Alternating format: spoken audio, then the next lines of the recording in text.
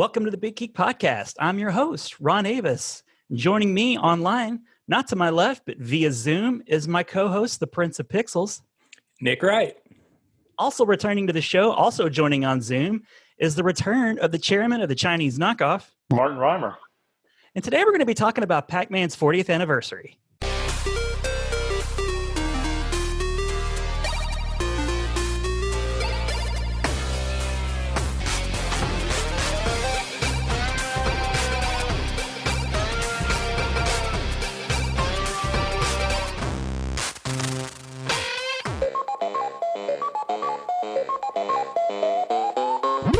All right, dudes, welcome back. We're back. Yeah, thanks for having me. It's been a while. It's been a long time. I can't remember what was the last episode you guys had me on.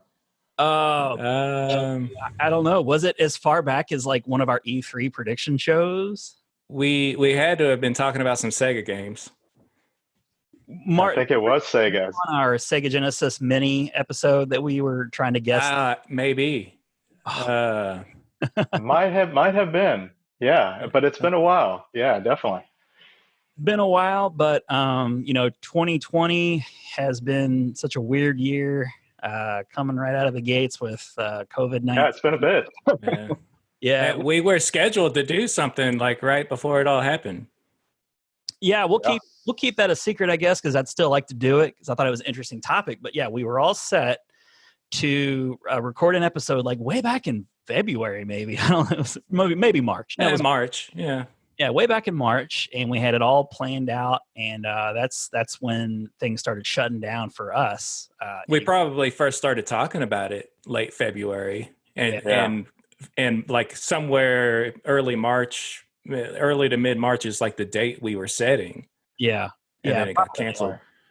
Well, it was like, it's one of those like topics that was like a wide variety of things you could talk about. So like, I know I was collecting research for some time. Yeah. We'll get around to doing that one still.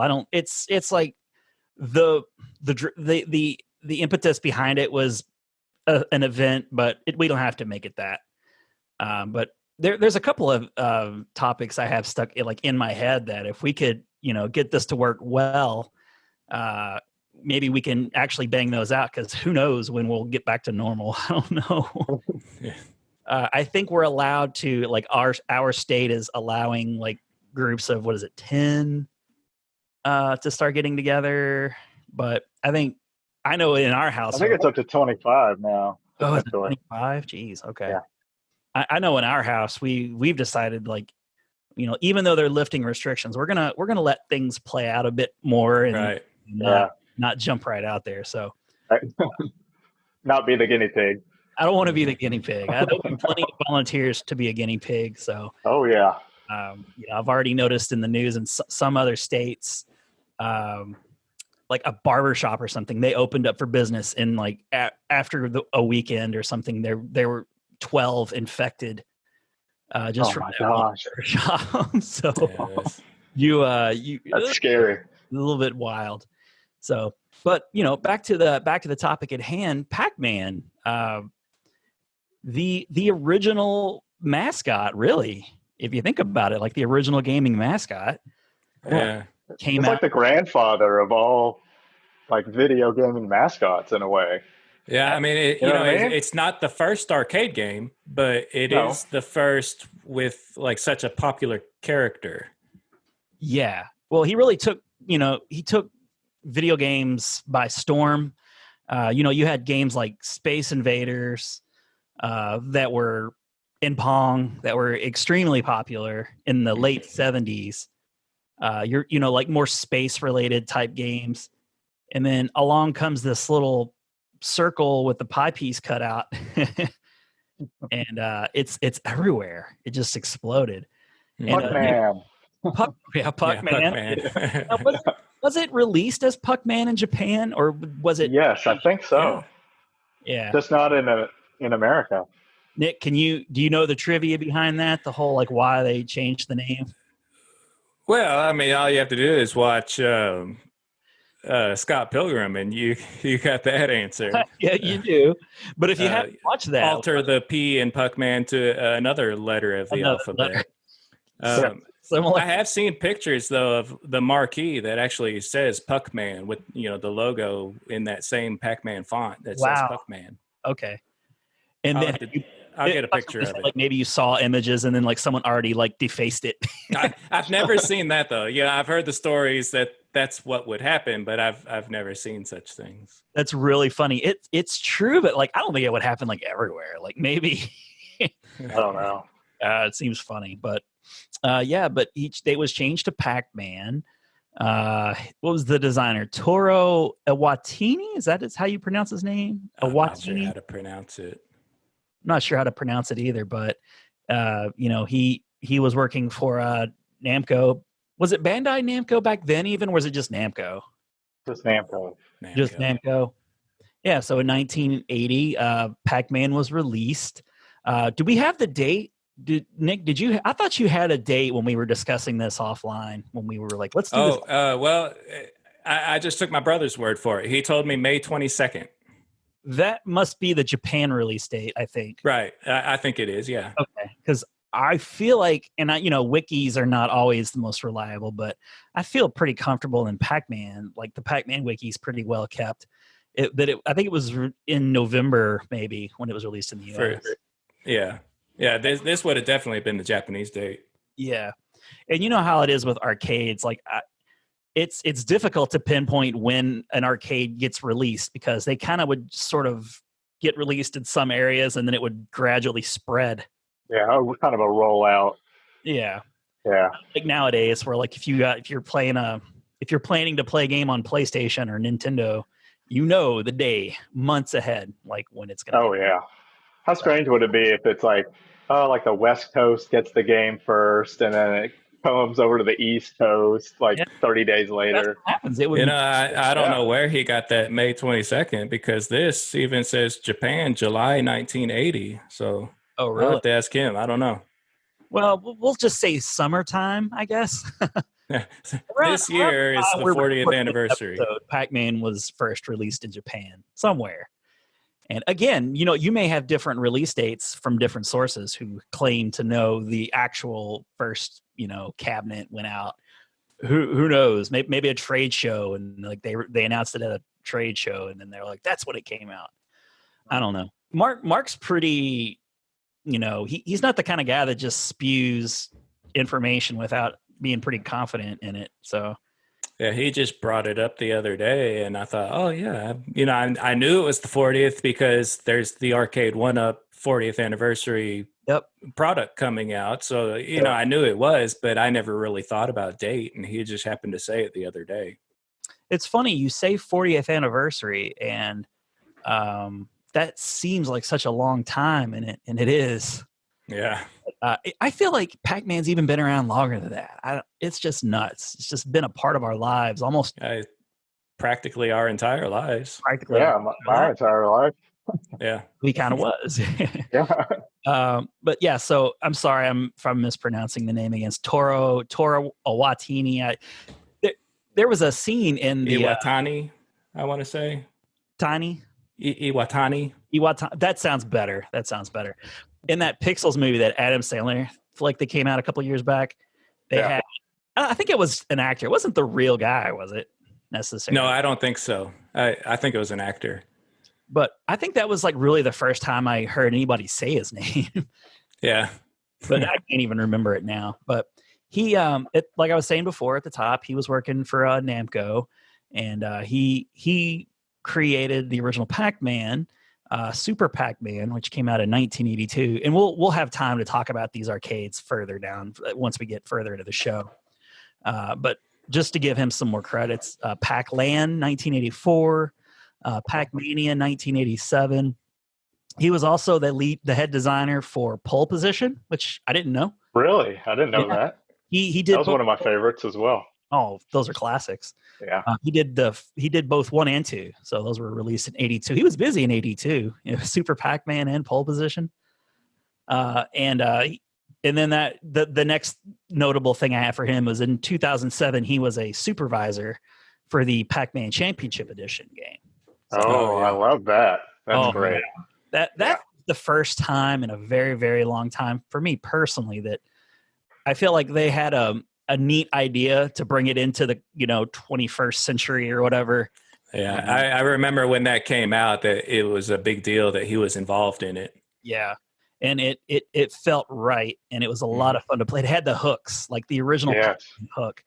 Yeah. I have a lot of things to say about these games that came out down the line after the success of the original Pac-Man. Some of them are just downright weird, but we'll say, like I say, we'll talk about that.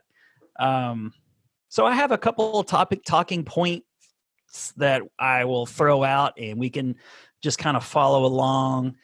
This isn't necessarily a trivia. Like, we're not going to go through like the entire history of Pac-Man.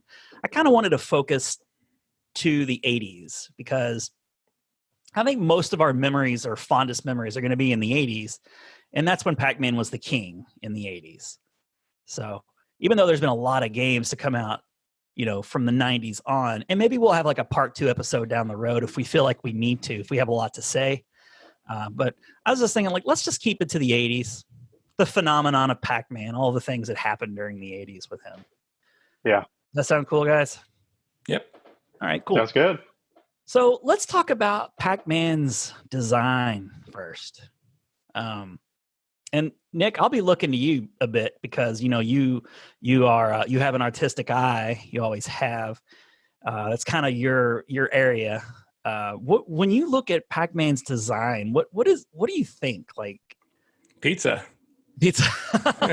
right? Well, that was was part of the inspiration, right? He apparently, but yeah, it was part of the inspiration as the story goes. But I mean, there's something that such the simplistic design, and you had to have a simple design, because you only had so many pixels to work with. Yes, and I mean, that's the beauty of that design. It is so iconic, so simple. Yeah. The yellow really pops. Yeah, against the black screen. The ghosts. I mean, I guess we could talk about the designs of the ghosts. What are their names? Blinky, Pinky, Clyde, and Inky. What, did you have to look that up? I had to look that up, yeah. Inky was one I couldn't remember. The others are ingrained in my memory, but Inky I couldn't remember.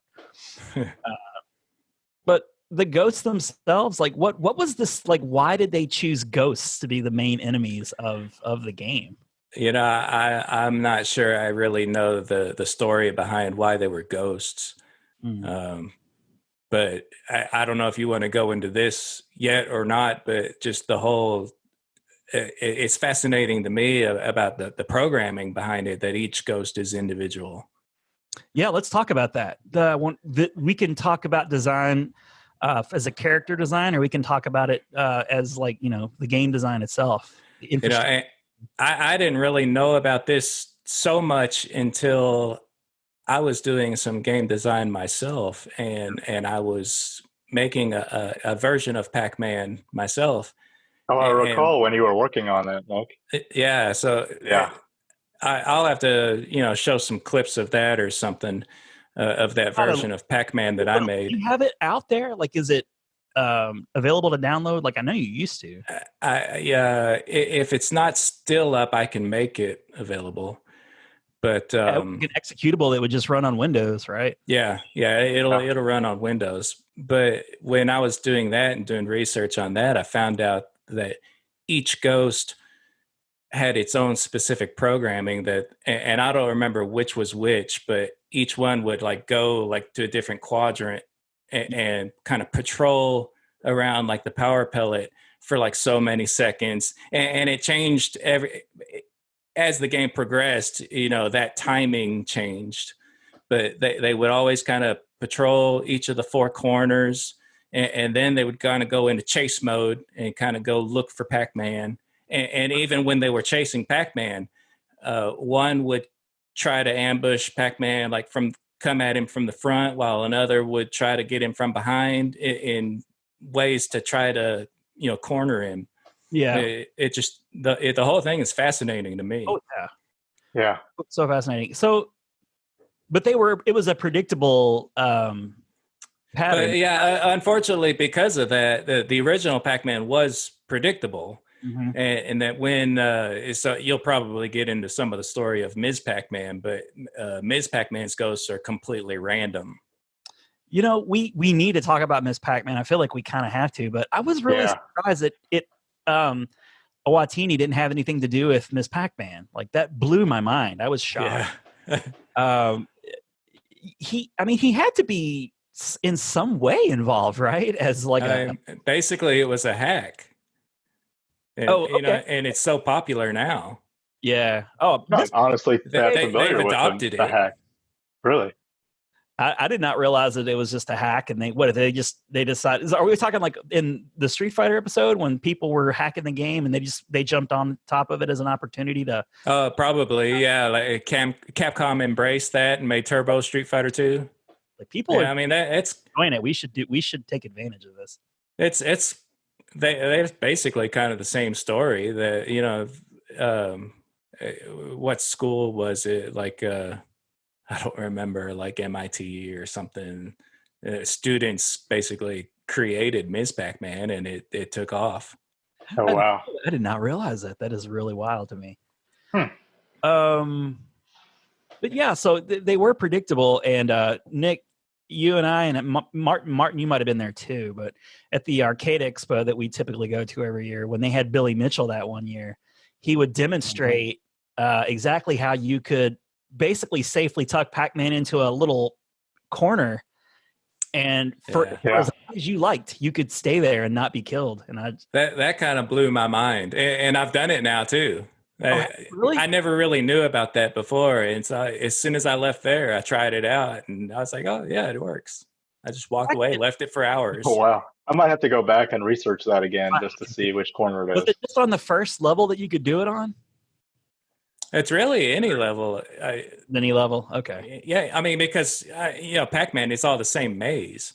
Yeah.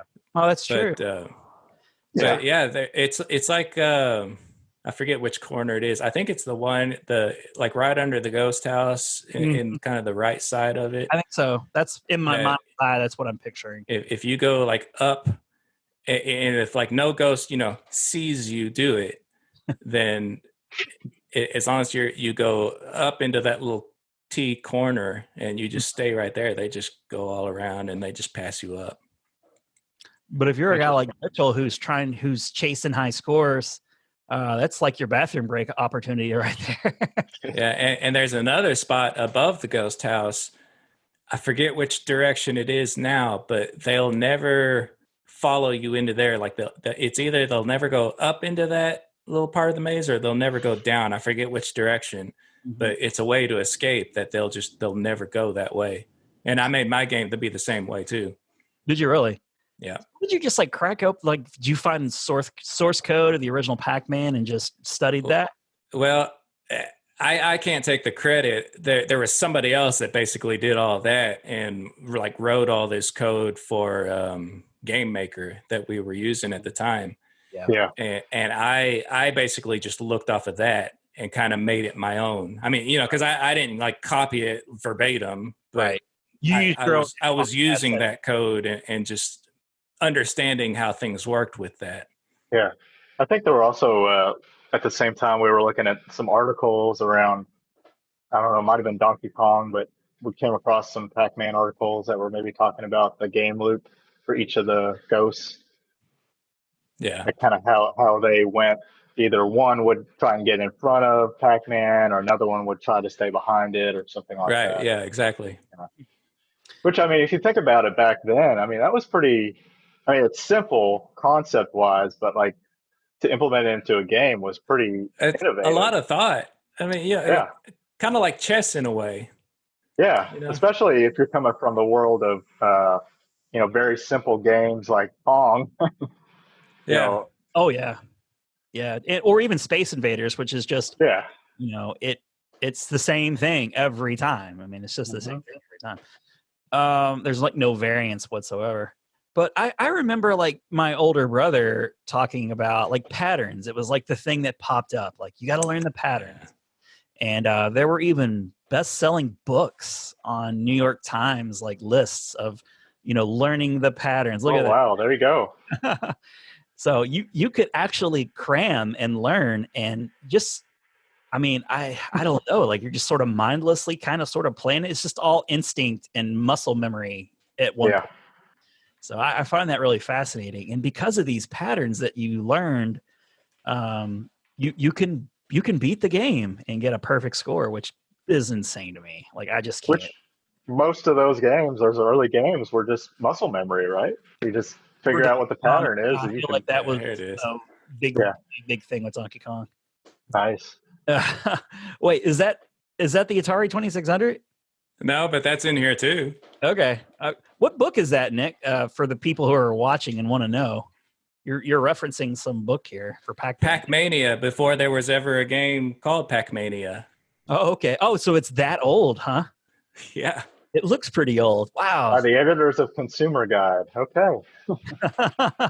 That's pretty Oh man, I love this book. This isn't actually like the book I had when I was a kid, but I did have this book when I was a kid.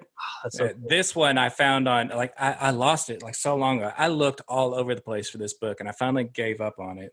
And I found it on eBay at one time and rebought it. So, okay. And this one's in better shape than mine was in anyway. I thought you were going to say you finally came across it, but it was like underneath like a whole like bunch of other stuff, so you had to like Indiana Jones it. You know? If I did actually still find it, I'd be happy. But I don't know what happened to that book. Totally, that's pretty cool, man. And I'm sure there's just tons and tons of books out there, just because I know that there were multiple books on the bestseller list. So like, there were other books that didn't make the list.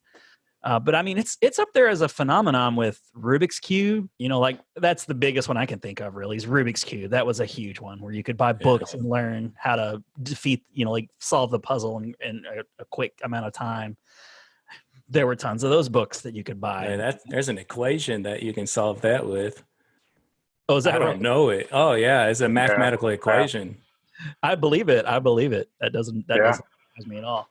But you brought up I think you brought up the point where you had like the ghosts. Well, they had their different roles, but they also, since they were different colors and things, like it's almost like they had their own little personalities, sort of, kind of. Even on the title screen, like one of them would like get its little ghost thing caught on the, like, wasn't that in Pac-Man or was that Miss Pac-Man? Oh, like the little cutscene. Yeah, you're right. It was the cutscene, not where like he gets on a nail, and it's always Blinky in the cutscene, the red one. Yeah, but yeah. There's one of the cutscenes where there's like a nail like in the ground, and Pac-Man just goes by, and Blinky gets his skirt, or for lack of a better term, caught on the nail, and it rips his sheet. Yeah, his sheet. You think about like costumes and stuff, like ghosts use sheets. So I guess. He's got like a little like foot or something underneath too. There's like a little body that's like underneath it, and but in it, the cool thing about that. Well, now I'm trying to remember if the game. I don't think the game actually has that. I made this in my game at least. Oh, because I know what it was. Why I did this in my game. The next cutscene, I forget what happens in that next cutscene. But it shows that he's been patched up. There's like little stitches that's on where it got ripped. So there's some continuity. Well, yeah. And so in my game, though, my version of Pac-Man, after you get past that cutscene, Blinky from then on out appears in game with the patched up, stitched version. That's pretty cool. Oh, nice. I don't remember you mentioning that when you were releasing it and talking about it to everybody. I'll dig it up and I'll show pictures. Yeah, I don't think I've seen that one either. I'd like to see that. That's really I don't recall seeing it. And then, of course, further down the line, you had cartoons where it even further kind of fleshed them out and gave them like little personalities. Well, he had a family in the cartoon, which was pretty interesting. He had a dog. He did have a dog. What was the dog's name? Chomp Chomp. Do you remember? Chomp Chomp. Yeah. Chomp. Yeah. Actually, in the cartoon, there was also a female ghost. Oh, Sue from Ms. Pac-Man. I don't remember her name, but yeah. Yeah. Oh, nice. Hey, some trivia. Martin's dropping the tidbits. The trivia. Do you remember the bad guy's name? Remember how the ghosts were like? There's a boss over the ghosts. I remember, but I don't know their names. Vaguely. Don't know his name? No. You want me to tell you? Yeah, tell us. Mesmeron. Oh, Moran. Yeah, you don't remember? As Moran. Okay. It's kind of like Darth Vader in a way, with a bald head. And the ghosts were like, were they dumb? Like, I want to say they were like, they were Oh, they really were silly. idiots. yeah, that's right. Yeah. And Like, they wore hats and all kinds of stuff, I think. Blinky was really dumb. Pinky was kind of like the tough guy. Yeah. There was a leader though. Well, Inky was dumb too. And they carried that over to Pac-Mania. Like they gave Inky like goofy eyes that were he was kind of That's so cool. I'm just recalling from the cartoon, there was also the grandpa. Do you remember that? There was maybe he was like a maintenance person or something. I can't remember exactly, but there was another. Did he have like a cane that he walked around? might have. I don't know. Might be thinking of Cranky Kong or something at this point. And I know the thing I found interesting in the cartoon, because there were other pack people, but they would be different colors. I always thought that was strange. Which, I mean, because you never saw that in game until like the multiplayer, like Pac-Man Battle Royale, maybe, where there was like a blue Pac-Man and whatever. Because they had different colored Pac-Man people, like in the cartoon. Mm-hmm. It's interesting that they would go blue, like completely different color in the cartoon. Yeah, I always thought that was weird as a kid. It might have also just been a mistake from the art. They'd send it off. Yeah, that happens all the time. Pac family blue. Yeah. They're like, just go with it. Just go with it. Like, all right, whatever. One of the, as far as design goes, I wanted to talk about, like, you know how in the arcade artwork, I've got my little Coleco right here, but I don't know if you can see it. Oh, nice. Like Pac-Man's got like red eyes and he's got 2 feet. Yeah. I never understood that. Yeah. Well, so what is that all about? Do you guys have any clue as to like why he has feet in the arcade? Other than like back in the day when you had arcades, like they would. He's not even round. He's kind of oblong. Yeah, he is. He looks like a uvula or something, like an upside down uvula that's infected or something. He just looks weird. And Ron, I kind of wonder, I'm like, was that the first character design of him, or was he really supposed to be more round first? I'd like to know which came first. I've read anecdotally from like, other people, like other arcade games where like you would have artwork on a cabinet that's look way different than what's actually portrayed in the game itself. And maybe that was their original vision. I'm going to say that's like the game sprite came first, and then they had some artists to make, side art and everything for the game. And that was just their interpretation, since all they had to deal with was so many pixels worth of a little guy. That's a good point. Instead of like being a straight up just pizza pie thing, like, well, let's give this guy some character. Yeah. I don't know if that's true or not, but that's kind of how I see it. The red eyes bug me. I don't know what it is. I just don't like I don't like the red eyes either. I like the Japanese version of him where he's like a round guy with like the pie cut eyes and the long nose. I like that better. Yeah. Now that you mentioned the pie cut, I like this. The pie cut. Yeah, that's my favorite version. I love that version. Or like, yeah, that's a good one. That's a good one. That's what they use on like all the Namco classics or whatever now. Yeah, which I love this amiibo. I mean, this is the best. That's a good one. Yeah. So yeah, that's the main design points that I had thought to talk about. Is there anything that you guys think about, like when it comes to Pac-Man's aesthetic? I was kind of thinking as you were talking about the feet, they must have. I think, Nick, you were right that the original round version was what they wanted, because like the cartoon, they don't use that odd version, that odd drawing that's on the cabinet, right? They went with more round. Oh no, yeah. Yeah, so I'm thinking they're just like, we're not using that. It's like the Mega Man artwork for the NES game. They're like, we're not really going to use that anymore. Well, you'll notice, because Pac-Land, how he looks like how he does in the cartoon. Yeah. Now, the Japanese version of Pac-Land, he's got the longer nose than the American version of Pac-Land, where it's a shorter nose, like how the cartoon had it. Yeah. Have you ever noticed that? I haven't seen the Japanese version then. Yeah, look it up. wonder why they would make that choice. Like that is like extra work. It seems like why? Well, I mean, I imagine it was developed in the Japanese version, and then when it was coming to the States, they decided to because I'd have to look to see if there's other details different, but I think it's pretty much just his nose that's different. That they just shorten the nose. I mean, that's not a huge deal. Oh, I remember was something that I was going to say. You'd mentioned the pie cutout, like the eyes with the Pac-Man eyes. That's a style from like way back, right? Like that. Yeah, it's an old style. Yeah. Because like you could totally see an artist would look at those eyes and go like, oh, I like that look. Like that could be our character right there. I've always liked pie cut eyes, like on the Disney characters, like Mickey Mouse. I've always liked that style. It's a neat look. Yeah, I like it better than like the little circles inside of a circle. You know, like that's supposed to show reflection. I like that. Yeah. Innovations. Yeah, I guess. Yeah, Rusty's got. I just noticed the picture behind me.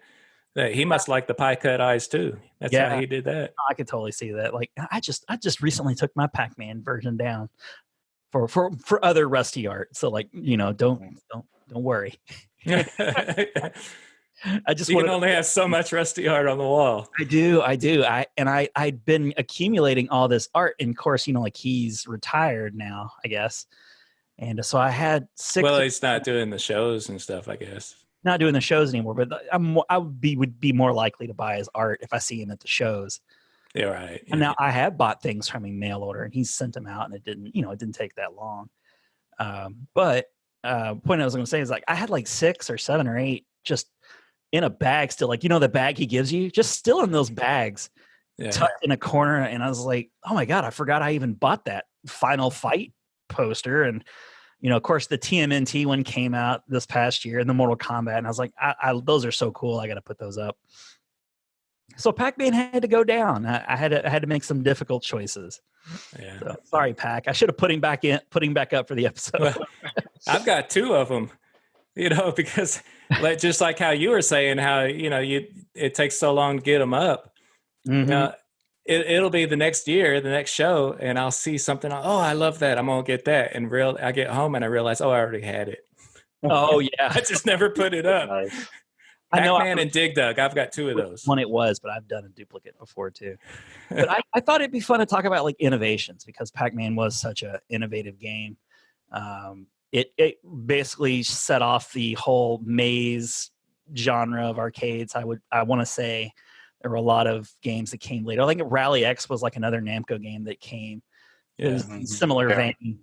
But I got a list of innovations, and we can talk about those. And then if at the end of those, if there's any ones that you can think of, or if you'd like to refute any of the innovations I have jotted down, certainly go ahead and say so, because I don't want to be accused of, you know, saying that it was innovative for this. And, you know, like it is, there's a gray area, like games are inspired by other games. But the first one I put here was, as Martin said already, he was like really the first gaming mascot. There really wasn't anything that you could just take, like as far as a character goes, that was appealing enough to. I mean, I think there probably were like, you know, Space Invader T-shirts that existed, but Pac-Man was like a legit star. You know, he was like Mickey Mouse. Yeah. You could put him on everything, and I feel like he really was. Honestly, like you said, the grandfather of the game of mascots. And Mario, I think, gets that credit a lot. And you just sort of forget about Pac-Man. But I like that Nintendo is really kind of keeping Pac-Man around, like with like the Smash Brothers, you know, and the amiibos that you'd shown. There's a lot of respect there, I feel like. You know, like Mario may not have existed if it wasn't for Pac-Man. Now, I think there's some truth to that. Mascots that maybe came before? Mascots? I mean, I think about the same time as probably Donkey Kong. Well, I mean, what year? 80. Pac-Man was 80. Donkey Kong was what, 81? Yeah, something like that. So close. Yeah. Really close. I have it credited as the first game to feature a cutscene.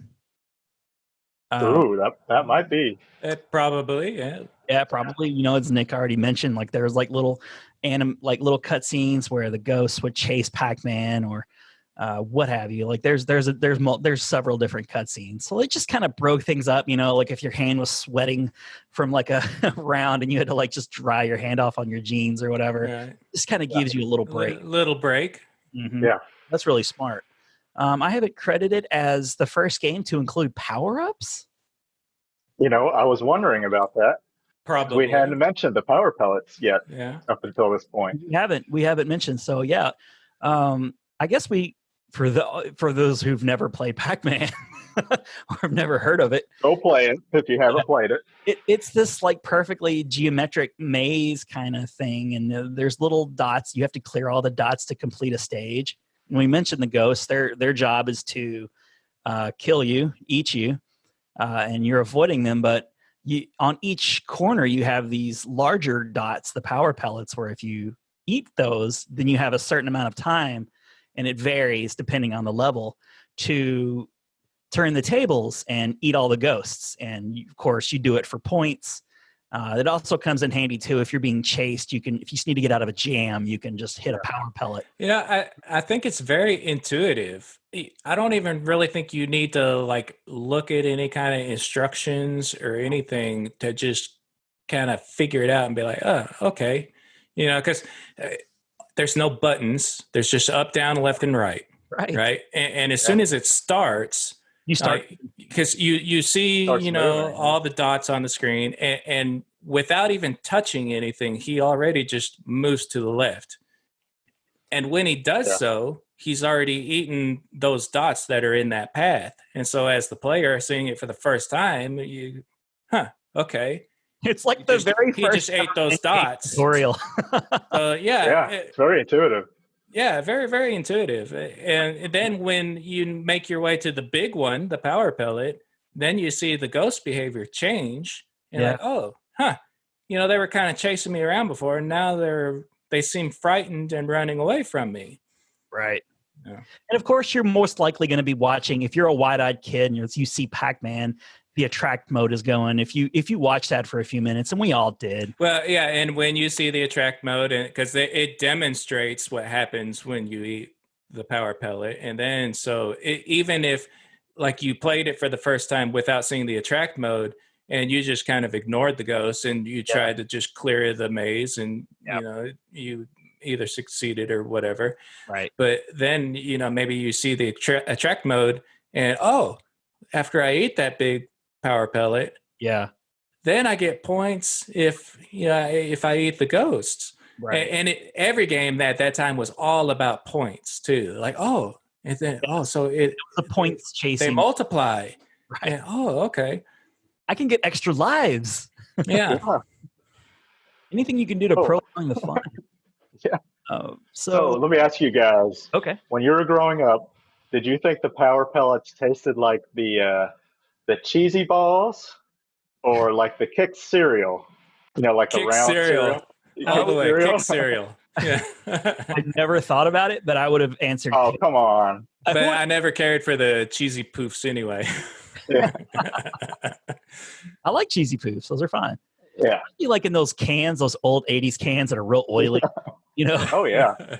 Those are the best. So more innovations. Well, and one more thing before we get off the edible stuff, and you had the fruit. I know there was the cherries in Pac-Man. I don't know if there was a different fruit, or the strawberries and things were just in they changed. Yeah. Okay. I think they changed. It starts with cherries. Yeah, and they would just pop up, and you're like, "Oh, what's this? I'm gonna go eat those." Yeah. Mm-hmm. So one thing that I read that I didn't really think about, and it kind of makes sense, I guess, because just the appeal of the character himself is very inviting, very, very appealing and cute, is that this game, part of its success was that it was actually really popular with female gamers. Yeah, I mean there was no gender with Pac-Man. Everybody loved Pac-Man.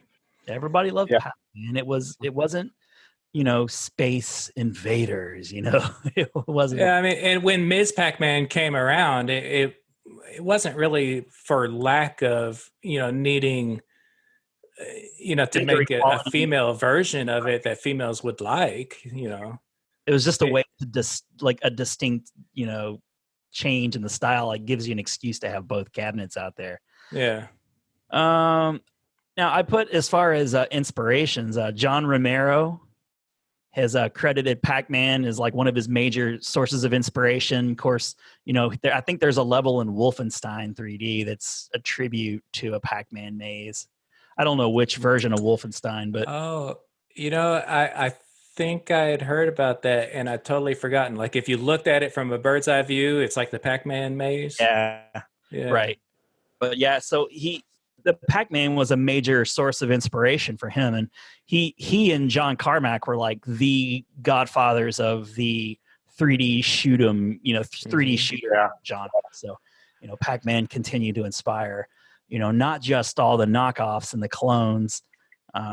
It came back around again. It's like, well, the design of the mazes, like we can turn it on its axis and give it, like make it 3D, and like. It's just like Pac-Man, but with Nazis. Right. So that's all the innovations that I have. Can you guys think of any further innovations as far as Pac-Man goes? The one I was thinking of is like the warp portal, so you can go from side to side and it would just kind of loop through, kind of wrap around. Yeah, and a lot of games do that. I don't know if Pac-Man would have been the first or not. I don't know. Did Berserk do that? I feel like Berserk was a game that maybe did that. Well, but Berserk, it would just go to the next stage if you did that. Right. Okay. That's a good one. Yeah, I don't know if it's the first one, but it very well could be. Asteroids would do that. Asteroids is before Pac-Man, right? Oh, that's right. That's right. You would kind of pop up on the other side. So let's talk about the pop culture significance of Pac-Man next. So we'll begin with the arcades. I feel like it's the most appropriate way to start this out. So obviously Pac-Man in 1980, the game was everywhere. You couldn't escape it. I remember seeing them in like Walgreens, gas station. The laundromat, gas stations, like you say. Very popular in laundromats. When you go to an arcade, there would be rows of Pac-Man. There wouldn't even just be one Pac-Man. There would just be like 4 Pac-Mans all along a back row. And they manufactured so many of them. I imagine they were quite cheap after a certain point. Like you could just get them pretty cheap. So just throw a row of Pac-Mans back in your arcade. Can you guys remember the first time you saw and played Pac-Man in the arcades? Do you have a memory tucked back in there somewhere? I don't really have a memory of the first time I played Pac-Man. I've shared like my first really arcade memory, which was Donkey Kong. Yeah. My brother was like really the one that we had when Atari 2600 Pac-Man was coming out. Mm-hmm. And my brother was the one that was pleading the parents, we have to get Pac-Man. I want Pac-Man. Mm-hmm. I was really too young to really know any better. What was your strategy along for the ride? When it came to playing Pac-Man, you had a strategy. I had no idea what I was doing. There was no strategy. I was just holding the Atari joystick to the right, I guess, and I think I was just kind of holding it to the like upright, because all it would do is just go up, right? Because how the ghost came out from the right side, not from the top on a 2600 Pac-Man. So I ended up like I always turned straight into the ghost every time, and I died every time. I do want to talk about that 2600 conversion a bit when we get there, because it's pretty infamous. But Pac-Man he didn't automatically move forward in the 2600 version, did he? Like I think he just stood there. No, yeah, he would just sit there. Yeah. If you didn't touch it, he just sat there.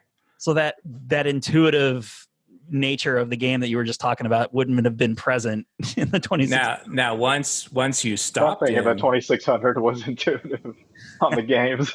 Yeah. There were some classics. There's some classics on the 2600. There's a couple. Once you started, though, he would always just move that direction until like you couldn't just like stop.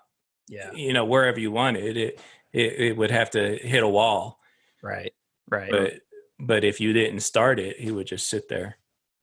Martin, can I think the 2600 was probably the first version of Pac-Man that I played. Oh. Which was awful, by the way. Yeah. Sorry, Mark. When you played, at that age, I probably didn't know any better. Yeah, I mean, I loved it, because I was too young to know any better. I'm not gonna lie, I enjoyed it quite a bit. I even enjoyed the Coleco Pac-Man. As horrible as it was, I didn't care. I was playing. And I had one of those too, Ron. I might still have it somewhere. Yeah, and yours looks like it's in better shape than mine, Ron. Like mine, the stickers are all kind of on, and the lights come on. You can still play it. I don't have any. The top of mine is completely gone. Like the plastic cover housing, it's gone. Yeah, this is the marquee's peeling off on mine. Mm-hmm. Yeah. So you don't have this part, Martin? No, I don't. Like the whole plastic. Oh, that whole cover. Yeah, that's gone on mine. Yeah, I don't know where it went. You ripped it off. I don't know. Maybe I threw it. Loosey. It's not super tight, but it's hanging in there. I'm proud to still have it. And like when you're a little kid, you do weird things sometimes, like peeling off stickers, like just because you can. Oh, nice. That's not even the 2600 branded version. That's like the original. That's great. Feeding a Pop-Tart, which they say. Oh, you mean like not the where they re-released it and they have the 2600 branded? Yeah, because this is 2600. Like art, like different art. Right, I got you. Like. I feel like that's how I know most of the games, honestly. But yeah, so what? I guess we'll just leave Pac-Man there because it sounds like we have some things to say about some of the other games. I always like that artwork for Pac-Man. Yeah. Why didn't they do that on the side art? I don't know. It looks like he still has feet, but it's not as weird. Yeah, hold that back up there again. Let me see that, Nick. Got little sneakers on there. It looks like. Yeah, he does have sneakers. Yeah. But his eyes are not bloodshot. It looks like the ghosts are all like a pink color. Well, that's because it's 2600. Yeah. Oh, interesting story on the 2600 version. So they couldn't have all four ghosts because you know how they kind of blink. Yes. They look like they fade in and out. Really bad. Yeah. Well, you can't have all four ghosts on screen at the same time. So that's why they kind of fade in and out so that like this one like if you were to pause it, you never see all four at one time. That's a memory restriction on the 2600. That's why they blink. Why you flicker with some NES games? Isn't that kind of the same deal? Yeah, probably. Yeah. Yeah, it's a memory issue. That's an interesting tidbit, Nick. Factoid. Yeah, you're always all about your factoids. Oh, I love factoids, no doubt about it. So the next game that I don't really have any sort of frame of reference, and back in 1982, I guess when this game supposedly came out, was the Super Pac-Man. And years later, when I would see it in some places, like I feel like it was really rare. Like I don't remember seeing it. Mm-hmm. Yeah, I agree. What, Super Pac-Man? Yes, Super Pac-Man. Yeah, it was certainly rarer than Pac-Man, but for me, the one that was even more rare was Pac-Man Plus. You remember that one? No, that's not the pinball hybrid, is it? No. Okay. No, it's Pac-Man, mm-hmm. but it just has just different weird things going on, and maybe that it's kind of, I'd have to look it up. I don't remember if this was authentic Namco or American hybrid. You know what I'm saying? Well, maybe this is why, because I'd said Super Pac-Man was so weird in my mind. I don't feel like there were pellets. There were just like ice creams and like coffee cups and just all kinds of weird things. Like weird. Well, Pac-Man Plus, instead of like cherries for fruit, it would have like a Coke can. Okay. Yeah. And different things. Okay. And when you ate a power pellet, the ghost would have like a little flag on their head. Mm-hmm. I can picture that. Yeah. It would do all kinds of bizarre things, like they disappear and stuff. Now, one thing I did like about Super Pac-Man was when you would get Super Pac-Man had the keys. Yeah, when you would collect keys, parts of the maze would open up. Yeah. So that was kind of the neat thing. But in the end, I just even in emulation, like I would play it a few times and go like, I just want to play regular Pac-Man. This is not what I want to be. This is not like it did weird things, like when you ate the super pellet, like, you know, and Pac-Man got really big and was Super Pac-Man. And like you didn't even eat the ghosts. You just they got all stretchy. It was weird. And it's like he didn't even really fit between the mazes. Like I don't know. Like I don't like Super Pac-Man. Martin, what do you? Yeah, it wasn't my favorite. I really have not played it that much, and I honestly, when I see it, I like walk the other way. Right? It's like, oh, I didn't notice you. Like, oh, geez, there's Super Pac-Man. I'm gonna go this way. Right. Turn the other way. I mean, I'd rather go play Miss Pac-Man or Standard Pac-Man. Me $5, but I'm just. Ms. Pac-Man is definitely the best. Yeah. Miss Pac-Man is my favorite Pac-Man. So I'm gonna skip to 19. Or Pac-Man with the speed hacks. Yeah. But even then, it's still the same maze over and over, and Ms. Pac-Man will change the maze. Right. The colors and things like Miss Pac-Man. We'll have to just like somehow do a Miss Pac-Man episode. I don't know, because like it's I know it's all of our like favorite version of that game. So and it's like in my probably top 10 all-time arcades too. So love that game. 1984, which is actually, I was thinking it was a bit later, but I have it written as 1984 is when Pac-Land came out, which was another big departure from the original design of the game. Side scroller. It was a side scroller, and it was neat though because it looked a lot like the cartoon that had come out, the Hanna-Barbera cartoon from a couple of years prior. Now, and if I'm not mistaken, there's two different versions of that as far as controls go. I think one version would have the joystick like normal, but I think there's another version that uses buttons for left and right. And you just kind of like tap on like the left or the right, usually right, you know, because it's a side scroller, but sometimes you go the other way, right? In order to run. And I can't remember which version. I think it had a joystick when we used to play it at Aladdin's Castle. Yeah. Now to jump, wasn't it just like a springboard or something you would hit? And you would... you did actually have a jump button, and you would jump. But there is portions on the map that would have a springboard, like if you're jumping over like the swimming pool or lake or however you want to call that. Didn't you have to rapidly press the jump button to stay afloat or something like that?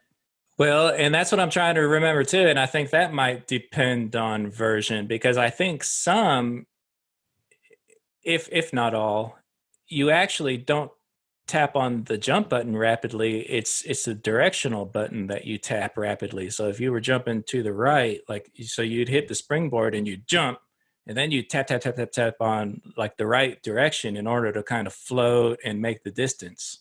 So that would mean that if you had the other version, you would have to tap on the controller a bunch of times to the right? Yeah, because I remember playing it in MAME and having to tap on the joystick. Okay. Is why I'm kind of remembering that. I could see there being multiple versions, maybe because I could see how like the controller might get worn out if you're just going left, like to the right a bunch. Who knows? Yeah. But I did like Pac-Land. It's more of a nostalgic like. I just loved seeing it in arcades. It kind of had that Dragon's Lair thing going for it, where it was just very colorful and looked like the cartoon, and for that reason, it appealed to me. But I remember it being kind of hard, and I didn't get real far in it a lot. And it's another game that I didn't see around a bunch.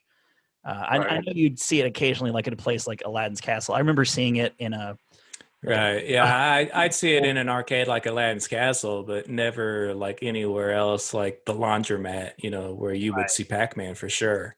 Right. Martin, you got any thoughts on Pac-Land?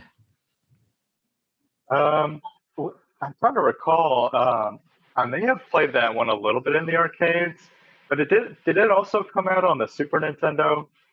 It was on TurboGrafx 16. TurboGrafx 16. Okay. A little too much for Well, Super Nintendo probably could have handled it fine. I know there was some kind of side-scrolling Pac-Man game for the Super Nintendo, but I don't recall You know, which I want to version it say there was. was actually a Nintendo version in Japan, maybe, Ah, but I might be mistaken on that. yeah. So in that case, I didn't really play it that much. Yeah, so Pac-Man was just more of a curiosity for me. I would have been happy just playing it once and not really sink a bunch of quarters into it personally. I know there was an Atari Lynx version also. Oh, okay. Hmm. Atari Lynx was so weird, wasn't it? Like it had some games like you'd want to just go out and buy a Lynx to play that game. Yeah, like there were a few little games on there where I really wanted a Lynx, but I never got one. The arcade version of Ninja Gaiden, Right. Pac-Land, Right. Right. It had like Gauntlet, I think, was pretty cool, but everything else had Gauntlet also. It was odd too, because couldn't you like flip the controller the other way for like if you were left-handed or right-handed? Yes. Yeah. That's really neat. Yeah. Yeah, which was thoughtful. It was a big chunky handheld, but it did have some neat things about it. Yeah. I think it even supported 2-player games that way, that you could just flip the screen and you could just, instead of turning it around, you just handed it off Yeah. to the person across from you. Like a tabletop kind of thing? Kind of. I think so. Yeah. Yep. All right, so we'll move on to the last Pac-Man game that we'll really talk about since we're talking 80s. And this one was like kind of came out of left field, out of nowhere, and I loved it. It was Pac-Mania from 1987. Yeah, I love Pac-Mania because of that whole kind of geometric kind of look to it. You know, where Pac-Man actually looked like a sphere. It had the shading. It was really impressive. Yeah, kind it was like a 3D Pac-Man. I love that. And he can jump over the ghosts now. Well, that was kind of the novelty. Yes, there was a jump button, but it worked. The novelty. Yeah, I mean, because if you just say that, people would be like, "Oh, well, that makes the game too easy." But no, it gets tricky. Yeah. And plus, there's ghosts that can jump also. Yes, and I like how you can kind of jump around corners too. Like you can really zoom around in that game. Yeah, and I love how everything had a Lego kind of look to it. That first board, Blocktown. Blocktown, yes. Yeah. Such a nice, appealing look to that game, and it played great. And that really kind of rejuvenated, I feel like. Miss Pac-Man never went away, seemingly. Like, it just never went away. But Pac-Man was, like, dominant for a couple years. Then I feel like it just went away. Like, there were all these other games, but it wasn't relevant anymore, it didn't seem like. Everybody just wanted to play Miss Pac-Man instead. It's like, it's Pac-Man better. So, like, why would you go back to it? And it's slower and everything. So that's all I have for arcades, unless you guys had any other points you'd like to jump in and talk about. Well, still on Pac-Mania, the marquee was really cool on Pac-Mania because it was kind of vacuum formed, so it popped out. It was, Pac-Man looked kind of roundish on it. It had relief to it. Okay, yeah. Did it also have the literally like the Pac-Man side, like where it was like a piece eaten out of it, like the side of the cabinet was shaped differently? That's Super Pac-Man, I think. Oh, okay, that was Super Pac-Man. Yeah, we didn't mention that. We got some like memories bouncing around in your head there. I know, right? Yeah. Now, there wasn't like a really decent port for Pac-Mania on either the NES or the SNES? NES had one. It was decent. Yeah, I remember really wanting that when it became available, and we got it too. I think I played it over your house before I ever saw it in arcades, if I'm not mistaken. Because it was like I know I saw it quite a bit in the Showcase cinemas. Moved. I was going to mention that I remembered it there. Yeah, that's really one of the only places I can recall seeing it pre-Arcade Expo, stuff. But it was there. Like, if it wasn't in one spot, they'd move it around, like they would do. Right. But that's a really good memory. I like Pac-Mania. During a time like just before like fighting games were huge in 1987. Like, those types of games ruled. So to get a classic icon like Pac-Man back in an arcade, that's pretty neat. Yeah. Oh yeah. So I guess as we're talking pop culture, we'll move on to some other notable things. Of course, T-shirts. We all had the T-shirts. We're all wearing a retro, T-shirt now, but much like the one Martin's wearing at the moment, there were like everybody had a T-shirt. Well, maybe not quite like that, but something similar to it. Like everybody had like that T-shirt with like the different colored sleeves with Pac-Man on it. I have an old picture that I'll try and look for it where my mom is wearing a Pac-Man T-shirt. Oh wow, that's cool. It just goes to show, like everybody like was into Pac-Man. Yeah. There were bedspreads. I know that I at one point received a Pac-Man bedspread, but that was just like a staple of the 80s. Like there was like you had to decorate your whole entire room in Pac-Man. Yeah, I'm sure there was a lunchbox, one of those plastic lunch boxes with Pac-Man. Oh, there was. Yeah, absolutely have to be. Yeah. There was the cartoon, which I'd already mentioned, that ran for 1 or maybe 2 seasons. I have it as 19. Is that your bedspread, Ron? Yes, that might be me actually right there. Is that a little boy or a little girl? I can't tell. I had real floppy hair. So. Oh, actually, here's a better picture of it. There you go. Oh, nice. Yeah. God, I'm having flashbacks. That is so excellent. Nick, are you going to jump on the Facebook page and post some of these pictures by chance? Yeah, sure. Those are good. I got to see those again. Yeah, those are great. But yeah, bedspreads, like you'd have borders, like people would. I'm sorry to cut you off, but okay. When we were talking about the 2600 version, I remember that mobile, like hanging in, Sears or whatever store it was. Oh, I remember that display hanging from like the ceiling or whatever. That's actually new to me. I don't know if have ever seen that. Never seen that before either. But anyway, you were talking about the bedspread?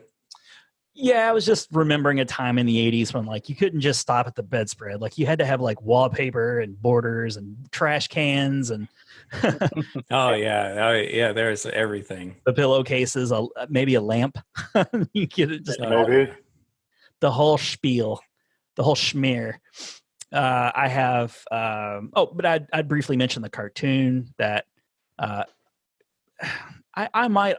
I feel like this is a factoid that I maybe keep messing up, but I want to say that the voice actor who voiced Fred Flintstone did Pac-Man.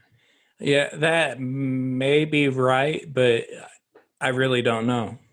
And I also think that he was nearly dead. Like he was just a few years away from his death. That's not oh my God. A nice way to put it. When Mel Blanc. Way to go. It's not, if you listen to it and it doesn't quite sound Fred Flintstone like, think of that, like Mel Blanc voiced Bugs Bunny like all the way up until when he died. So like, you hear some of those later cartoons from the 70s and just Bugs doesn't sound quite as good as he did, a little worn out, a little tired. A little worn out. His voice is a little tired. So, but I feel like that's a factoid. If people out there on the internet want to tell me I'm wrong, I'm fine with that. But I feel like I read that somewhere.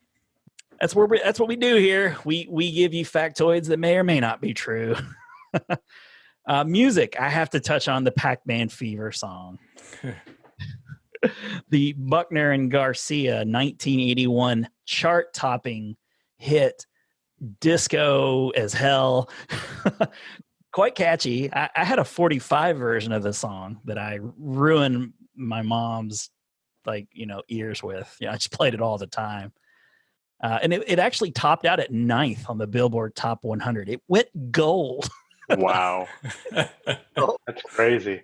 That's how thirsty people. What were they thinking? They were thinking dollar bills, man. If people could. And 1981, this is they're cashing in all they possibly could. Wasn't it for like even maybe the last 10 years ago that Pac-Man was like the highest grossing video game of all time until like Grand Theft Auto 5 or something? I think it is. I know in its merchandising, like I feel like it's made not only $1 billion in just quarters, but it's also earned over $1 billion in merchandise. Like that's really wild to think about. Yeah. the game could be, because like, you know, you could have a game like Space Invaders or Street Fighter even that made that amount of money in quarters, but couldn't come close to topping it in merchandise as well. Merchandising. Money's made. So it's just such a phenomenon. It is kind of odd that there was no Pac-Man movie. I guess we just weren't really in that mode at the time in the early 80s. But why not make a Pac-Man movie? I could see like a Pac-Man, like, gosh, I don't know. Who was the guy who did Secret of Nim and Don Bluth? Like, Bluth, yeah. Oh, yeah. Let's see. So yeah, there was the music, the handhelds. There were a lot of little handhelds. Like I pointed out, the Coleco collection that came out in 1981, retailed for $60, which is, if you're one of those people like me who's curious about what that equals in today's dollar, $170. So this thing, today's money, is $170. Yeah. I mean, those are cheaper than that. I know, right. But you know, this is just the way the inflation works. I guess technology or something, the screen technology. Yes. I guess to be fair though, those are cheaper than that with sales. I guess retail is not. Retail is like what, $199, $299. I don't know. Mine probably either came secondhand or from a yard sale or something. Like I know I didn't get that from a store when it first came out. Yeah, mine was secondhand too. I found mine at like a flea market or something, you know. Yeah, like I've seen the box in pictures, but I've never seen the box like in, you know, person or anything. Yeah. I loved those Coleco mini arcades. Like they are so iconic to the 80s to me. Yeah, I did too.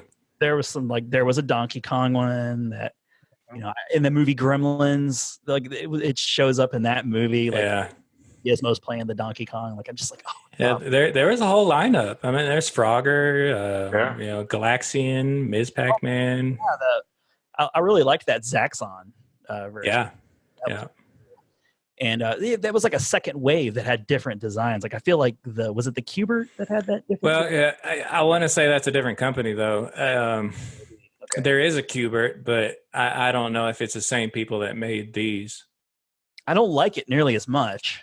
It's neat. Yeah, I love the look of these ones. Yeah, just perfectly like replicating an arcade. Board games. Milton Bradley had that iconic board game, and Nick, as we've learned from. Oh wow! Glad you have that.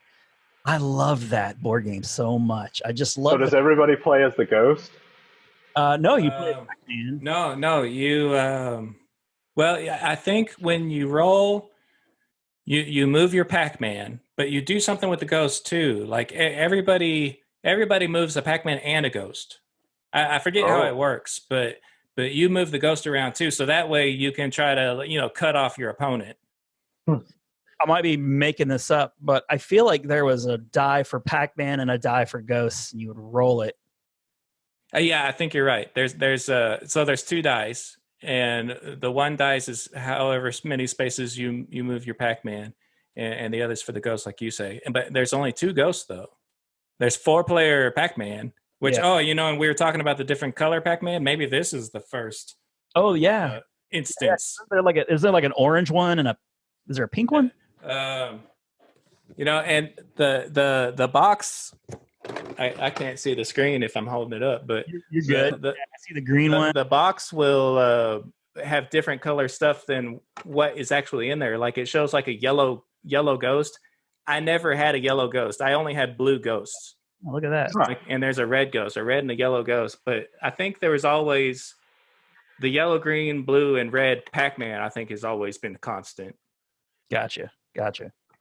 That was such a neat little thing, and we talked about that board game in previous episodes. But it was so satisfying to chomp down on a marble, and it would go. You know, you would collect them. It was so a neat little gimmick.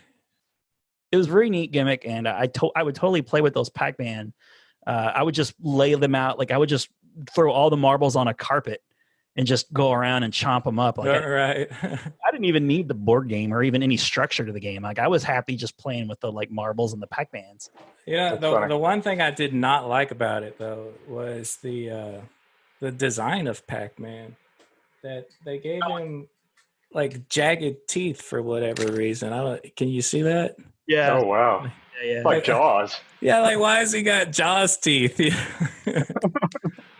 And I don't think it serves any purpose, like mechanically, just, No. I don't know. It's like There's my two blue ghosts. God, I love the ghosts. I never saw different color ghosts. I don't know where that came from. I've only seen the blue. But yeah, so it's like some bigwig at Milton Bradley was like, he's eating, he's got to have teeth. We got to creep out. Artistic liberties. Yeah. So that's mainly what I have for like pop culture. But I do want to talk about home console ports to round this out. The best-selling Atari 2600 game of all time is, in fact, it was a huge deal. It sold a lot of Atari 2600s, especially in the right household, apparently. It was, like I say, the bestseller on the 2600, but it was awful. Yeah, it sold well, but it was terrible. You can't blame the guy. Like, they gave one guy, Todd Fry, 6 months to build the whole game from ground up. And of course, he's, like you're dealing with this crazy time restriction, but on top of that, you have just the hardware itself. And it's interesting because the home television was kind of more of a widescreen format, not widescreen, like we know today. I mean, it was the 4:3 aspect ratio. Wafers, but the game was vertical orientation, and so it's kind of interesting that because here's the picture of the maze. So like how I mentioned before, how the ghost came out of the right side instead of the top. Yeah. If you just it's basically that's what they did to make the game is they turned it on its side. They rotated it. Yep. Yeah, and so if you played it on its side, it'd be a little more normal. I wonder how many people your TV TVs over. That would have been hard with those old TVs. They were really heavy. I know. Right. Trying to pull that off. But yeah, not gonna happen. I just have a few little things here. Like it sold 7 million copies, which is really impressive. But when you consider they manufactured 12 million, they had to do something with 5 million copies that didn't sell. We don't have to talk about the great video game bust and everything that happened. And there certainly E.T. was an even worse example of this happening, where they just manufactured so many copies of a game that nobody wanted. I feel like most people wanted Pac-Man, and it was fun. It was, and they proved that the Atari 2600 could do good versions of Pac-Man when Ms. Pac-Man and Junior Pac-Man came out. Mm-hmm. That they were far superior than the original Pac-Man. Yeah, and I read a lot of I think Next Generation magazine, or one of the magazines, where they did a ranking once, and it was like the #1 worst ported arcade to a home console system. It seems kind of mean spirited to say. Yeah, I mean it was terrible, but like you said, they rushed the poor guy. We got to have this now.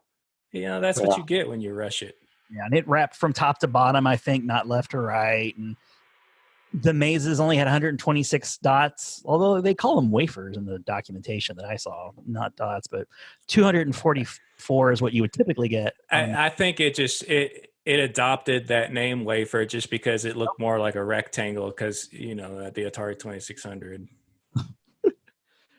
I mean, even in the artwork, it looks like a wafer. I mean, he's eating on a little wafer. Yeah. Oh, yeah. Little Pop-Tart. It's like a little piece of Pez. Yeah. That's candy. Fruits were replaced with vitamins. They didn't have the fruits. Instead of the waka waka waka, you got like a chonk. The opening jingle, the very iconic.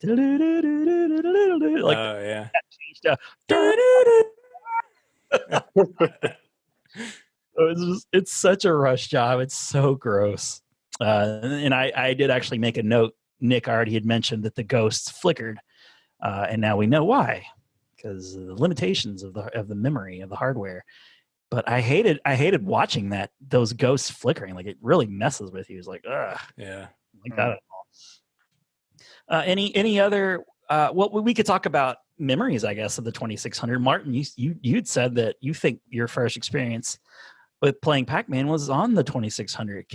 Was this at your house? Did you play it at a friend's or a family? Yeah, it was definitely at my house. We had the 2600, and I was probably at my dad's 2600. He probably bought it, and just to keep, himself, he probably just try it out. And then I was like, okay, I can check into this video game thing. And, we had a few games. I think I had also Miss Pac-Man as well. You have brothers or sisters, any?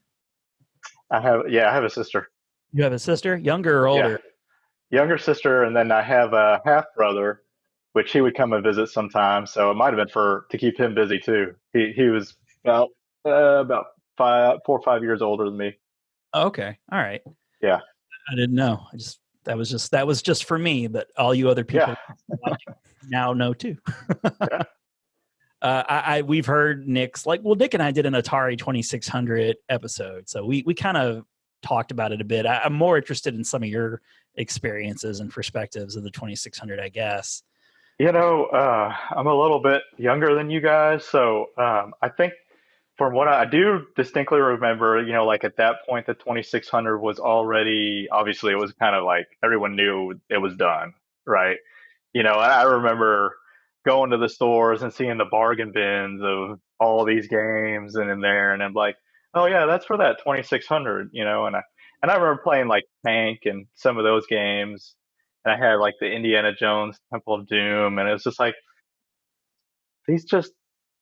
they're compared to like the computer or like the Apple IIe at the time, it just did not compete with it. It's all about perspective. Was Nintendo Entertainment System a thing at this time?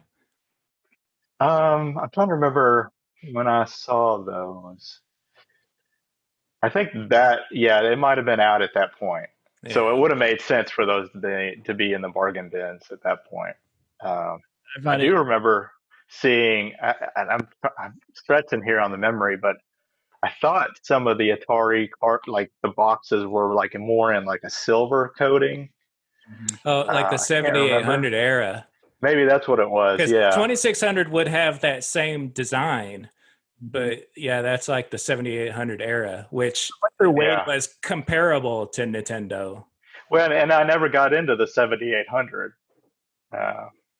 The 7800 version of Pac-Man, I think, is the best port out there, honestly. Yeah. It's really solid. Like, there are some ports that look the part, but have a weird sound, like the sound effects aren't quite right. And there's ones where the sound effects are pretty good, but the looks aren't quite right. But I remember that the 7800 version was really solid. Like, it was really good. Yeah. Because actually, they didn't even call it the 2600 really 2600 until those other ones started coming out, and that's kind of how they would differentiate it. It was just Atari. Yeah. It's kind of like the whole Xbox series kind of naming debacle, Yeah. There's numbers behind it, but I guess this is the first instance a parent had to look at Atari and go like, oh, there's different more. Why am I buying another Atari? I've already got an Atari. Yeah. Right. Yeah. We did rebrand a lot of the classics with the silver look. It kind of reminds me of like the old Konami, like box art. Like I really like that branding. Mm-hmm. But like Nick's Pac-Man, when the Atari, when that game was released, it was known as the VCS. That's just what it was called, I think. Yeah. Or just people would call it the Atari. Video computer system. Exactly. So, but yeah, the Pac-Man was just, I'm pretty sure like I got my 2600, again, secondhand, not brand new, from a yard sale, probably got a bunch of games with it, everything. Yeah. And it's the whole like time is relative kind of thing, because when we got ours, we got it when Pac-Man was out. And so to me, it seems like that's when the Atari 2600 came out, but it was out for years before that. 77? I want to say. I want to say 77, which is the same year I was even born, you know. Yeah, it had been out for some time. Like Pac-Man was like really the last, like it I don't know, like it's like the Super Mario Brothers 3 of its life cycle, you know, like it sold so many copies. Like everybody owned Pac-Man. Yeah. It's the game that people wanted to play the most. And even though the 2600 definitely saw a boost in sales when Pac-Man came out. Oh, no doubt about it. No doubt about it. And since you were getting arcade ports, like that's, you know, you would start getting games like Cubert and things like that. Frogger, Asteroids. Like you would get much better ports in the future. They were just sort of figuring it out. And like Nick said, like you get better versions of Pac-Man even later. But the 2600 version of Pac-Man, although bad, is it holds a you know, it's I have a lot of nostalgia for it. Oh, absolutely. I mean, and it paved the way. I remember playing it like, you know, when I was younger. My babysitter had it. I'd played it a bunch at their house. Just going to family members, like cousins, like everybody had the Atari set up. You would play Pac-Man everywhere. Like and you know how like the back of the instruction book would have a space where you could put your high scores. Oh, that's so. You know, we were always scribbling our high scores in the back of it. You know, Martin, it's funny you'd mentioned the bargain bin Atari 2600. Like, isn't it like kind of hilarious? Like if you go to conventions, those bargain bins kind of still exist. Like there's a bin of Atari games, like just stacked, like lined up together that have never been opened. Like 40 years. Like let us out. I know, it's so sad, isn't it? Yeah, it's pretty messed up how cheap you can get those games. I bet even today, like you could go on eBay and get any game you want pretty reasonably priced.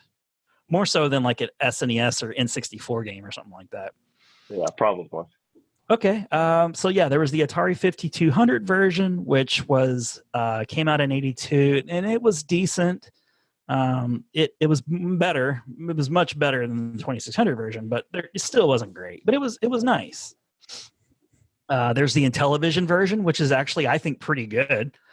The Ghost had like a funny look, but it sounded more like Pac-Man. Like the maze was a little bit more like Pac-Man. And that the Intellivision. I've never played that version, but I did hear it was a bit better than the Atari 2600, obviously. Oh my gosh, night and day. That's really an upgraded little system. What about this one? Remember that? No, the Odyssey? There was an Odyssey version? Casey Munchkin? Oh man, this was a big lawsuit. Yeah, because somebody made that game and they said they're copying off of Pac-Man. Holy crap. Oh my gosh, yeah, there were so many knockoffs on all the consoles. I went to start writing them down, but I just stopped. I was like, I'm not going to talk about these knockoffs. There was a Commodore 64 version, which was kind of bad. That wasn't very good. But a lot of people owned a Commodore 64. I didn't have one, but yeah. Funny because like a lot of people had it, and there's even a mini version of it, which is sort of like the bellwether mark whether or not you were successful back in the day. If you got a mini console version of it, there was the NES version, which was pretty good, not too bad. The Famicom version. Like there's the big nose. Oh, there you go. But this one, I was watching a YouTube video on that, like thinking, like, was it arcade perfect? And it's like, no, not at all. Like no, because like I mentioned before, that whole 4:3 aspect ratio thing, that they had to kind of squish it in. Right. And they put like the score and everything on the right side instead of on the top. It was probably better than anything else you'd had. But then the Atari 7800, which was competing against the NES, I think they came out right around the same time. I really think that version's good. And then I wrote Game Boy down, even though that technically came out in like 1990. But it's interesting because it was like your first. There you go. I got that one. Yeah, your first. I have that one too.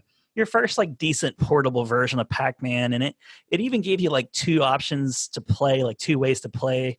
You could either have like a real smushed up version of it, but you got the whole map, the whole maze in one screen, or you could change to another view where it was like a corner, but the graphics were like larger size, but you'd move around. And I just would prefer to play that way, even though like I like seeing the whole screen. I just always would play that other way. All in glorious blurry spinach green.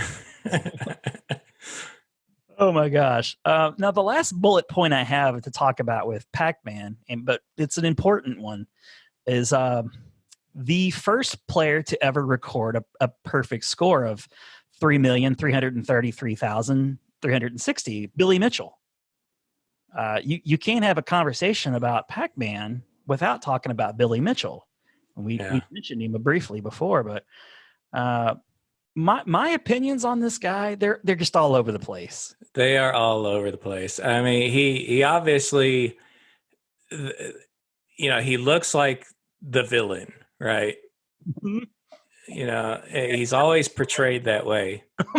And because I don't remember if we talked about this in one of the shows or not, but when he it was announced he was going to be at the local arcade expo, I didn't care, at all, because I'd always seen him as just this incredible douche, this villain. And I found him to be very interesting, though. He didn't really seem that way at all. And I was glad to have been able to listen to him, do his little presentation. And I thought it was very interesting. He was so accommodating to his fans, he was wandering around the main floor. And, I don't know why we approached him, but we did. Just might as well get a picture with him. I think we were just going to get a picture of him, not really with him. But and when we all started getting pictures, because I wasn't even going to do it, but then it was just okay, sure, and so I got a picture. He shook our hands and he was how's it going, guys? What do you guys do for a living? You guys from here? Yeah. I mean, he seemed very cool to me. I remember he was selling his the hot sauce. Yeah. He apparently owns is it a chain of restaurants or just a restaurant? I'm not sure there. But he's I don't know. Florida, I guess, or I think it's Florida. Yeah, somewhere in Florida. Yeah. But like Nick said, it really kind of changed my perspective on him. And even when he was doing the little demonstration, because what's his name? The guy with the referee. Oh, Walter Day. Walter Day. He and Walter Day had this really natural, kind of playful chemistry with one another. Yeah. Like Billy was kind of the bad boy, and but it was lighthearted. It was really comfortable and fun. So, but as I was going to mention earlier, he's granted lots of interviews with nobodies, just YouTuber nobodies. He'll stop and take 20, 30 minutes and talk about Pac-Man. He never seems to grow tired of talking about Pac-Man. You would think at a certain point, especially even after the King of Kong documentary came out, you start getting a little tired of your celebrity. Maybe I like other games too. Can we not talk about Pac-Man or Donkey Kong? But he never really just seems to grow tired of it. And I think that's cool. Yeah, and then that whole his whole appearance just went downhill with that whole that he cheated on Donkey Kong, he used an emulator or something. He didn't use authentic hardware, all this stuff. Whether that's true or not, I don't know. I don't know, but having actually met him, though, the way that he would submit his scores lends me to believe that it probably is true.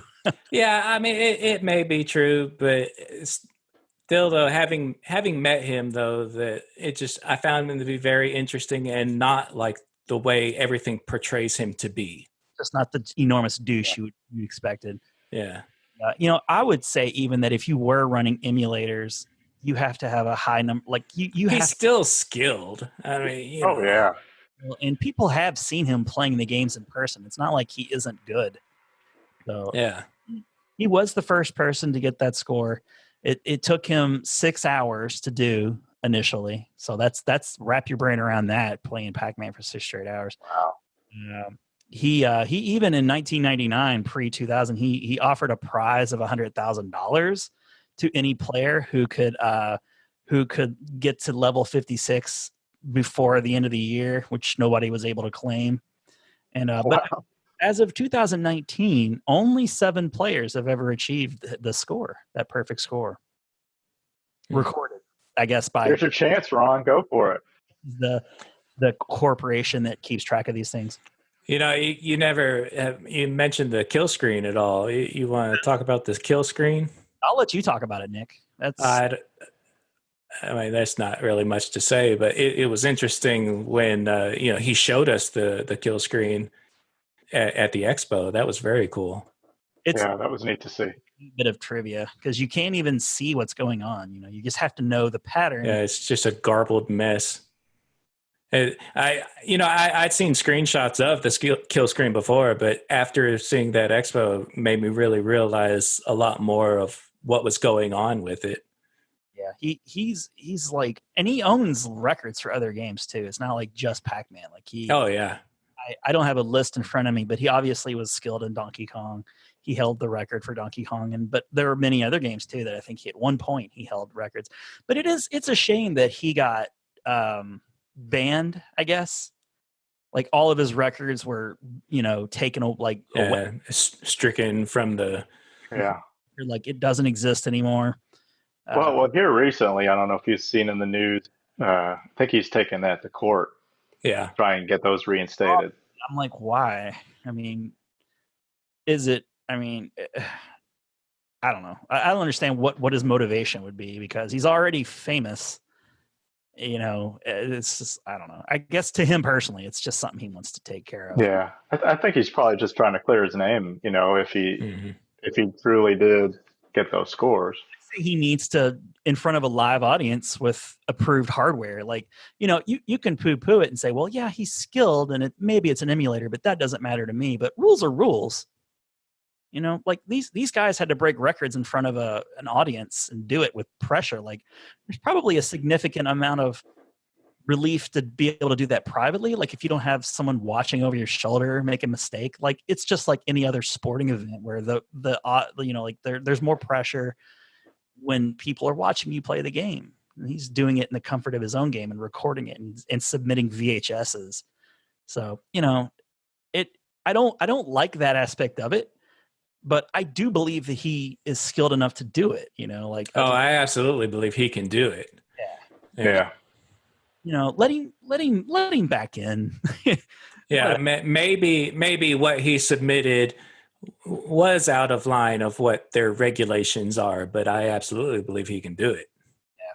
So, if you're gonna maybe he is a polarizing figure, obviously. Yeah, to Nick and I too, we had our opinions, they were changed, but I say that and I liked him, but I still don't know if I would trust him 100%. Like that's fair. Yeah. Like, you know what I mean? Like he's people up like one by one at conventions to like I'm not a bad guy. Right. This is going to the trouble. He could just be like, I don't care. Because like everybody loved the other guy from the Donkey Kong, Weeby.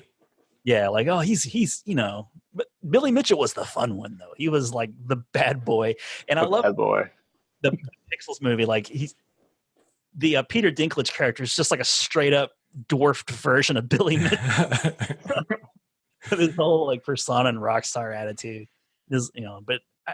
Billy Mitchell for better or for worse was he gave a Pac-Man a shot in the arm as far as keeping it alive and around and relevant. Again, like Pac-Man was really irrelevant, I feel like, for a long time. Like people recognized it, but nobody really cared about Pac-Man. So those are all the talking points that I have. Was there anything that you guys can think of that I didn't touch on, whether it be the innovations or some of the old games or pop culture type reference, like things that you remember? You kind of mentioned it in passing, but there was that hybrid Baby Pac-Man that was a hybrid pinball and arcade cabinet video game. I didn't mention it because it wasn't developed by the same guy. But okay. I did see that in a gas station once before. In a gas station? Wow. I was like, what the hell is this? Like I wasn't reading magazines. They didn't really exist to like give you any sort of the game even is out there. There's also the full blown Pac-Man pinball, but that's obviously not, I mean, he didn't have anything to do with that, nor probably did Namco even have anything to do with that, really. But important to some people nonetheless. But it's still Pac-Man, Yeah, there's all kinds of, like there's this whole, this is the 40th anniversary. Like Nick has an arcade 1-up Pac-Man back there. He's got the numbskull Pac-Man. There's, you can walk into a Walmart and get a glowed up ghost nightlight. The Pac-Man is like, I mean, that's pretty sweet. That's nice. He's still around. People still really dig him. He gets included in Smash Brothers, like modern day arcades. There's all kinds of arcades that are games that get released in consoles. But again, we'll save that for another day, I guess. Oh, I was going to mention the cups, the glasses. Do you guys remember where those come from? I don't remember where they came from, and I forgot to get mine out. I have one, at least one. I don't. But back in the 80s, you usually would get cups like that from like a Pizza Hut or like Burger King, Pizza Hut, whatever. I wish I would have researched that a bit more. I would love to know where those actually come from. Like what? I don't think you would buy those at a store. Like they had to have been from like Wendy's or something. No. There are these. Don't forget these. What are? Oh, the Fleer. Yeah, the Fleer. The trading cards, the little rub off cards. Scratch off. Don't eat the gum. The gum's no good. Or do and vomit. Gosh. That's an unopened pack right there, huh? Yeah. Nice. Yeah. You should open it here on in the. No. That's for safekeeping. And I've got this. What this else? is from the Pac-Man arcade that was in Pasadena, California, that has since closed. Oh, no, that reminds me. Didn't the Aladdin's Castle tokens have Pac-Man on one side? Yeah, because I didn't bring one of those, but yes, they did because it was owned by Namco. Yeah. Oh, wow. Pac-Man's still with us. You look at a coin or a token and there's Pac-Man on one side. This came with that numbskull Pac-Man little coin. Oh, okay. I was like, what is that? A Christmas ornament? I can't tell. What else we got? We got a bottle opener. Yeah. That's pretty cool. Oh, nice. Cool. Now, I wonder if there are stores like in Japan that are just Pac-Man. Squishy. In the United States, there's like, there's like Lego stores and there's Coca-Cola stores. There's an M&M store in Las Vegas. Look at him. Pop. There's like a Pop figure for like everything. He's angry. I didn't get the Pac-Man because the Pop Pac-Man is kind of he's not like a sphere. He's not round. He's kind of squished. I didn't like it. I gotta stay away from Pops. Like I feel like it's just like the herpes of collecting toys. Like they just look at that. Funny. Pixels. Is that Lego? It's generic Lego.